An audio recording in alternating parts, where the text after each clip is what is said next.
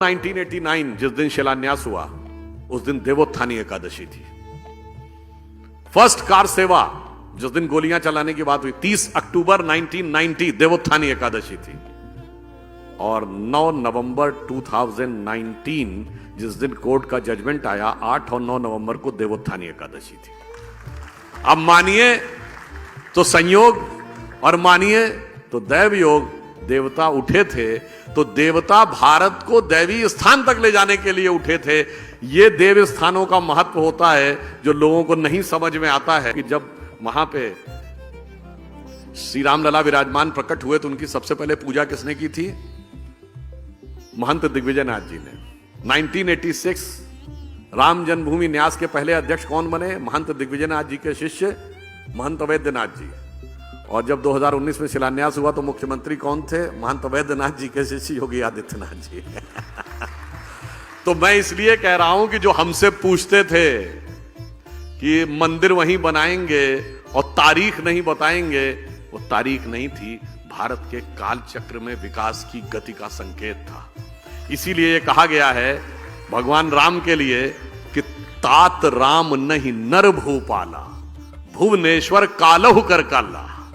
भगवान राम व्यक्ति नहीं है, वो संपूर्ण विश्व के स्वामी है।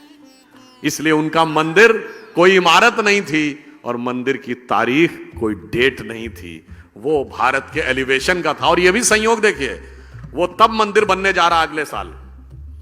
कब बनने जा रहा है? जब हम 5th लार्जेस्ट इकोनॉमी हो गए। और 5th लार्जेस्ट इकोनॉमी किसको हटा के हुए? ब्रिटेन को हटा के, जिसने हम पे हुकूमत की। आप काल चक्र की गति देखिए ना। और मजे की बात यह कि हिस्ट्री में जो बताया जाता है कि हमको अंग्रेजों ने यह कहा कि हिंदुस्तानियों पे इसलिए राज करना जरूरी कि इन्हें राज करना नहीं आता है। आज उनके यहां इतनी उठापटक हुई सरकार में कि एक इंडियन उनको बता रहा है कि राज कैसे किया जाता है। और अब हम कह दूं, जब राम मंदिर का शिलान्यास हुआ तो आप में से शायद बहुतों को ध्यान हो कि पहली ईंट किससे रखवाई गई थी? कामेश्वर चौपाल, बिहार के एक जिन जातियों को तथाकथित निम्न जाति कहा जाता है, हम तो किसी को निम्न नहीं मानते, उनसे रखवाया गया था। और किस बात का? मंदिर निर्माण के लिए जो शास्त्रीय विधान है, वो जो शास्त्र है उसे समरांगण सूत्रधार कहते हैं। और समरांगण सूत्रधार के अनुसार शिलान्यास में 4 वो रखी जाती हैं ईंटें, जिन्हें कहते हैं नंदा, भद्रा, जया, पूर्णा। और उससे साथ हमने पहली 5वीं ईंट पहली रखवाई थी। किससे?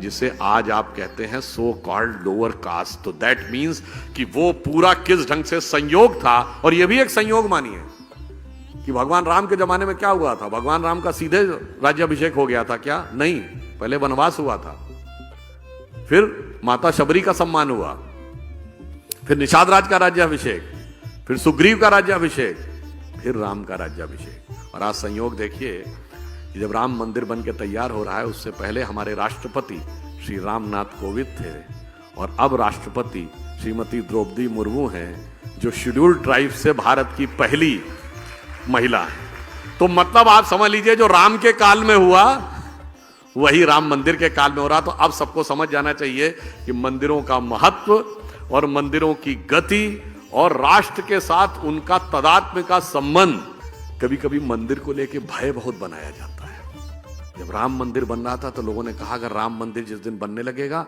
उस दिन मिडिल ईस्ट के देश पेट्रोल देना बंद कर देंगे। आज राम मंदिर भी बन रहा है और अबू धाबी में भी मंदिर बन रहा है।